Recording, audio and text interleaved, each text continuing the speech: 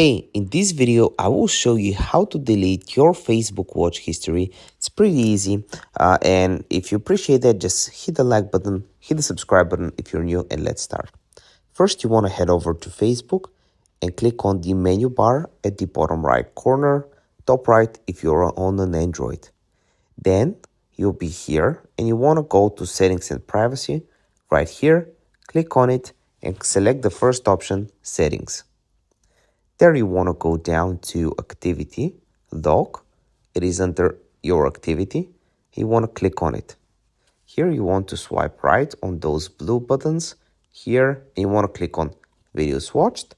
And all you have to do to actually recycle those videos, all you have to do is just click clear video watch history, click clear, and that's it. If this video was helpful, give me a like. If you're still having any issues whatsoever, let me know in the comment section down below and I would love to help you out. Subscribe if you're new and see you next one.